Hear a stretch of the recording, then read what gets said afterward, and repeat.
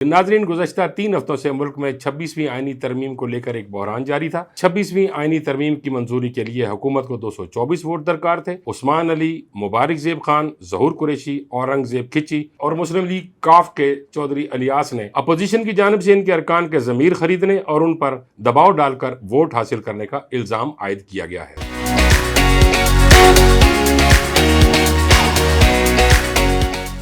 जी अस्सलाम वालेकुम नाजरीन, स्टोरी बाई नईम खान में खुशामदीद। उम्मीद है कि आप खैरियत से होंगे। नाजरीन, आज की स्टोरी बहुत ही अहम और एक ऐसे मौजू पर है जो पाकिस्तान की सियासी और आइनी तारीख के हवाले से इंतहाई अहम है। नाजरीन, गुज़श्ता 3 हफ्तों से मुल्क में 26वीं आइनी तरमीम को लेकर एक बहरान जारी था। हुकूमत इस तरमीम को पास करवाने और अपोजिशन इस तरमीम को रुकवाने के लिए एड़ी चोटी का जोर लगा रही थी और बिलाखिर इतवार की शाम यह तरमीम सेनेट और पीर के रोज सुबह 5 बजे कौमी असम्बली से 2/3 अक्सरियत से मंजूर हो गई। ईवान में 26वीं आइनी तरमीम की मंजूरी के लिए हुकूमत को 224 वोट दरकार थे। अहम तरमीम पर शिकवार मंजूरी के दौरान 225 अरकान ने तरमीम के हक में वोट की। मुबैना तौर पर तहरीक इंसाफ के हिमायत याफ्ता 4 आज़ाद अरकान ने आइनी तरमीम के हक में वोट दिया। उस्मान अली, मुबारक ज़ेब खान, ज़हूर कुरैशी, औरंगज़ेब खिची और मुस्लिम लीग काफ के चौधरी इलियास ने तरमीम के हक में वोट दिया। कौमी असम्बली के इजलास के दौरान आइनी तरमीम पेश करने की तहरीक पर अरकान ने खड़े होकर वोट किया। तरमीम के हक में 225 अरकान ने वोट दिए, जबकि 12 अरकान असम्बली ने तरमीम पेश करने की मुखालफत की। सेनेट में आइनी तरमीम के हक में 65 और मुखालफत में 4 वोट आए। हुकूमत के 58, जमीयत उलमाए इस्लाम के 5 और बलूचिस्तान नेशनल पार्टी के 2 वोट आए। तरमीम की शिकवार मंजूरी के दौरान PTI, सुन्नी इत्तेहाद कौंसिल और MWM के अरकान ईवान से चले गए। सदर ममलिकत आसिफ अली जरदारी के दस्तखत के बाद कौमी असम्बली के सेक्रेटेरिएट ने 26वीं आइनी तरमीम का गजट नोटिफिकेशन जारी कर दिया, जिसके बाद तरमीम बतौर कानून नाफिजुल अमल हो गई। आइनी तरमीम के मुताबिक नए चीफ जस्टिस का तकर्रुर पार्लिमानी कमेटी के जरिए होगा। इस तरमीम के नतीजे में आला अदलिया में आइनी बेंचों की तश्कील, चीफ जस्टिस ऑफ पाकिस्तान के तकर्रुरी के तरीक़ाकार में तब्दीली, चीफ जस्टिस के ओहदे के लिए अपनी नई मियाद मुकर्रर की जाएगी, जबकि जुडिशल कमीशन भी नए सिरे से तश्कील दिया जाएगा। अपोजिशन की जानिब से इनके अरकान के ज़मीर खरीदने और उन पर दबाव डालकर वोट हासिल करने का इल्ज़ाम आयद किया गया है। नाजरीन, अब कुछ बात करते हैं कि आखिर इन तरामीम में है क्या। इस तरमीम के बाद judicial commission, supreme court, high court और फेडरल शरीयत कोर्ट्स के जजेस की कारकर्दगी का जायजा ले सकेगा। सुप्रीम कोर्ट के जजेस की तकर्रुरी कमीशन के तहत होगी। कमीशन में चीफ जस्टिस, प्रिजाइडिंग जज और सुप्रीम कोर्ट के 3 सीनियर मोस्ट जजेस शामिल होंगे। कमीशन में वफाकी वजीर कानून, अटॉर्नी जनरल और सुप्रीम कोर्ट का 15 साल का तजर्बा रखने वाला वकील शामिल होगा।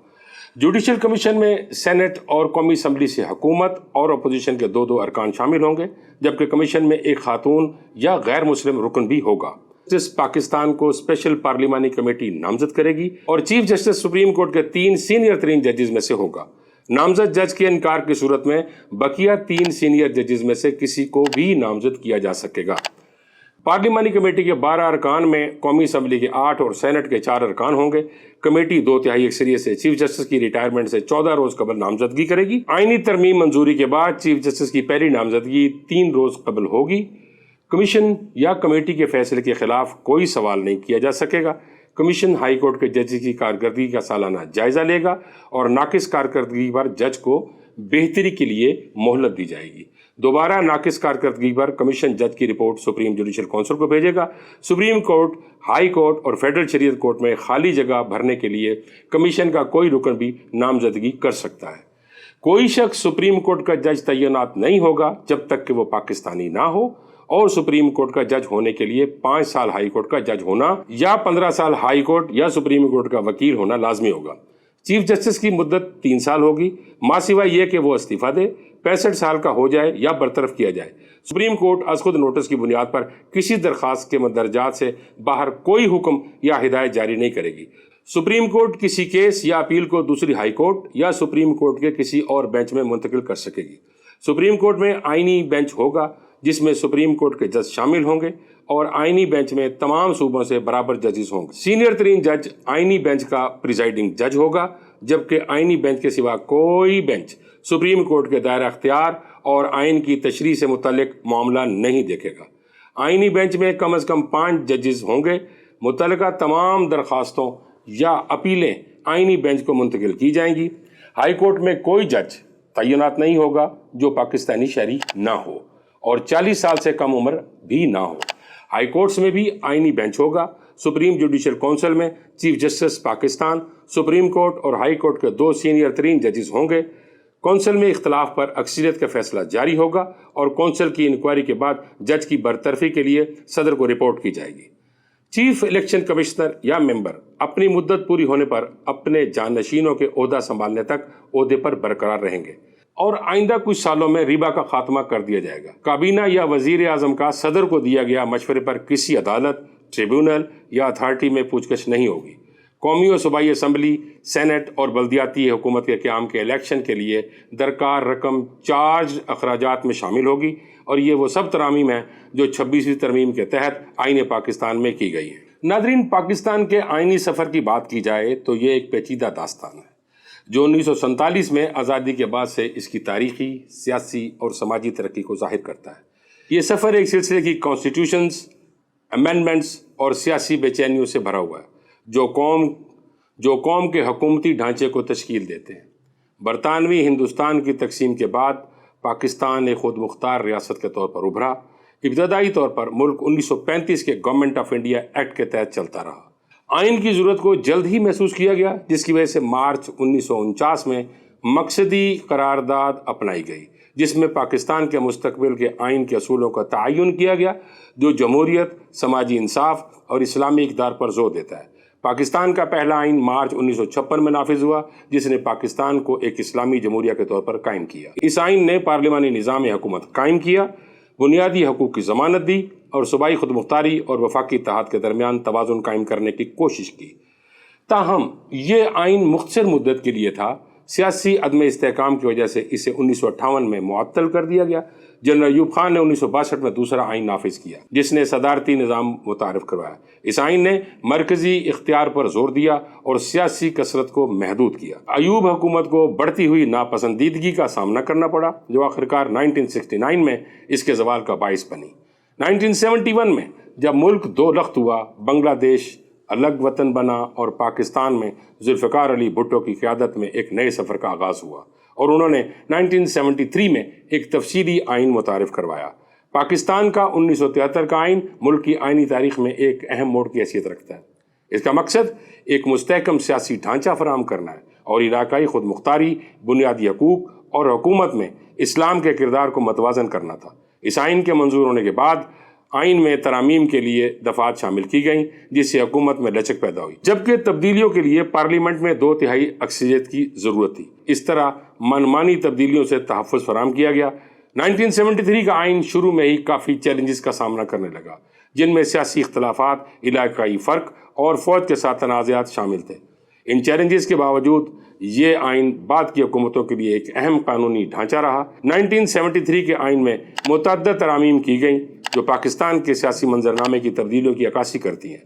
پاکستان کا موجودہ آئین 14 اگست 1973 کو نافذ کیا گیا تھا، تاہم ابتدائی 5 برسوں میں اس میں 7 ترامیم کی گئیں۔ ناظرین، ذوالفقار علی بھٹو واحد وزیر اعظم تھے جنہوں نے اپنے اقتدار کے دوران آئین میں 7 ترامیم کی۔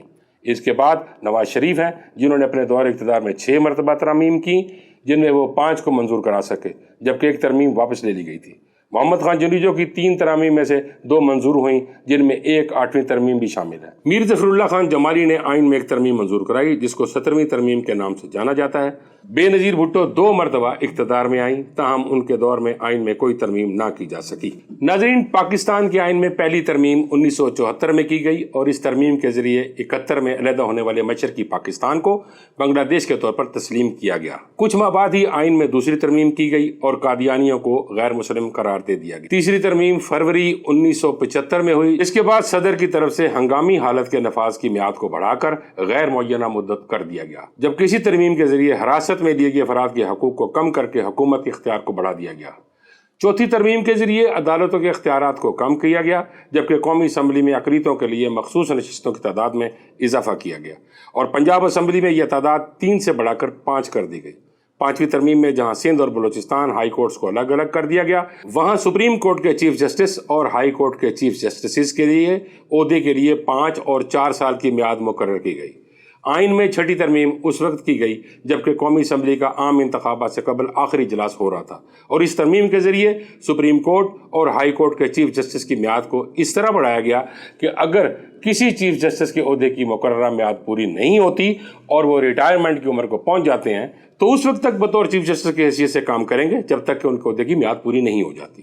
اس ترمیم سے چیف جسٹس یعقوب علی خان کو فائدہ ہوا، جنہیں چیف جسٹس بنے لگ بھگ 2 سال ہوئے تھے اور وہ ریٹائرمنٹ کی عمر کو پہنچ گئے۔ جسٹس یعقوب علی خان ذوالفقار علی بھٹو کے خاصے قریب سمجھے جاتے تھے۔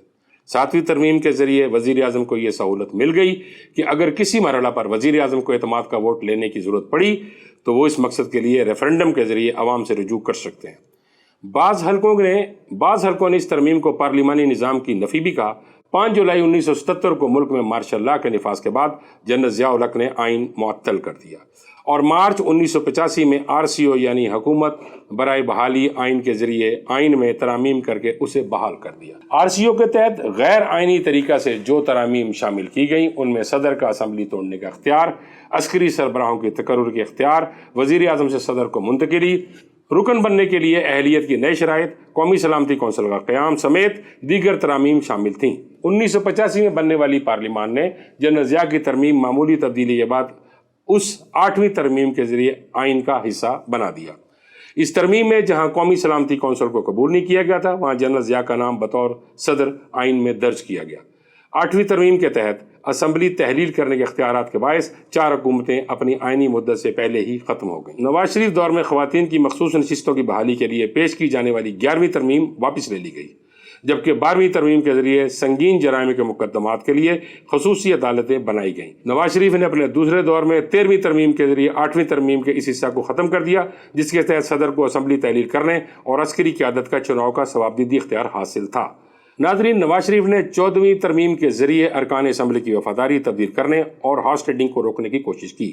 ان دونوں ترامیم میں بے نظیر بھٹو نے نواز شریف کا بھرپور ساتھ دیا۔ ناظرین، جس طرح پیپلز پارٹی کا اس دفعہ کا رول رہا ہے اور انہوں نے نون لیگ کے ساتھ مل کے یہ ترامیم کرائی ہیں، مجھے لگتا ہے کہ بلاول بھٹو کو بھی یہ یقین دہانی کرا دی گئی ہے کہ آئندہ وزیر اعظم آپ ہوں گے۔ نواز شریف نے 16ویں ترمیم کے لیے کوٹا سسٹم کی میعاد 20 برس سے بڑھا کر 40 سال کر دی۔ 17ویں ترمیم میں صدر کے اختیارات میں اضافہ کیا گیا۔ 18ویں ترمیم 8 اپریل 2010 کو کی گئی۔ اس ترمیم میں NWFP کا نام تبدیل کیا گیا، آرٹیکل 6 متعارف کروایا گیا اور صدر کا قومی اسمبلی تحلیل کرنے کا اختیار ختم کیا گیا۔ 19ویں ترمیم 22 دسمبر 2010 کو کی گئی۔ اس ترمیم میں اسلام آباد ہائی کورٹ قائم کی گئی اور سپریم کورٹ کے ججز کی تعیناتی کے حوالے سے قانون وضع کیا گیا۔ 20ویں ترمیم 14 فروری 2012 کو کی گئی۔ اس ترمیم میں صاف شفاف انتخابات کے لیے چیف الیکشن کمشنر کو الیکشن کمیشن آف پاکستان میں تبدیل کیا گیا۔ 21ویں ترمیم 7 جنوری 2015 کو کی گئی۔ اس ترمیم میں ثانیہ آرمی پبلک اسکول کے بعد ملٹری کورٹس متعارف کرائی گئیں۔ 22ویں ترمیم 8 جون 2016 کو کی گئی۔ اس ترمیم میں الیکشن کمیشن آف پاکستان کے اختیارات چیف الیکشن کمشنر کو دیے گئے۔ چیف الیکشن کمشنر کی اہلیت کا دائرہ کار تبدیل کیا گیا کہ بیوروکریٹس اور ٹیکنوکریٹس بھی member election commission of Pakistan بن سکیں گے۔ 23ویں ترمیم 7 جون 2017 کو کی گئی۔ اس ترمیم میں 2015 میں قومی اسمبلی نے 21ویں ترمیم میں 2 سال کے لیے ملٹری کورٹس قائم کی۔ یہ دورانیہ 6 جنوری 2017 کو ختم ہوا۔ اس ترمیم میں ملٹری کورٹس کے دورانیے کو مزید 2 سال کے لیے 6 جنوری 2019 تک بڑھا دیا گیا۔ ناظرین، 24ویں ترمیم 22 دسمبر 2017 کو کی گئی۔ اس ترمیم میں وفاقی اکائیوں کے مابین نشستوں کے تعین کا اعادہ اور 2017 کی خانہ و مردم شماری کی روشنی میں نئے انتخابی حلقوں کی تشکیل۔ ناظرین، 31 مئی 2018 میں 25ویں ترمیم کر دی گئی۔ اس ترمیم میں فاٹا کو خیبر پختونخوا میں ضم کیا گیا اور اب 26ویں ترمیم بھی شامل ہو چکی ہے جس کا ذکر ہم آغاز میں کر چکے ہیں۔ ناظرین، پاکستان کا آئینی سفر جمہوری خواہشات اور استبدادی رجحانات کو ظاہر کرتا ہے۔ 1973 کا آئین جو وفاقیت، بنیادی حقوق اور اسلام کے کردار پر زور دیتا ہے، پاکستان کے قانونی ڈھانچے کی ایک اہم بنیاد ہے۔ تاہم بار بار کی ترامیم اور سیاسی بے چینیوں نے مستحکم جمہوری ماحول کو برقرار رکھنے کی مشکلات کو اجاگر کیا ہے۔ ناظرین، جب تک پاکستان اپنی پیچیدہ سیاسی صورتحال کا سامنا کرتا رہے گا تو اس کے آئینی ڈھانچے کی مضبوطی ایک زیادہ جمہوری، منصفانہ اور مساوی معاشرے کی تشکیل میں اہم ہوگی۔ اس سفر کو سمجھنا موجودہ سیاسی محرکات اور پاکستان میں طرز حکمرانی کو جانچنے کے لیے انتہائی اہم ضروری ہے۔ امید ہے آج کا ویلاگ آپ کو پسند آیا ہوگا۔ اگلے ویلاگ تک کے لیے اجازت دیجیے۔ اللہ نگہبان۔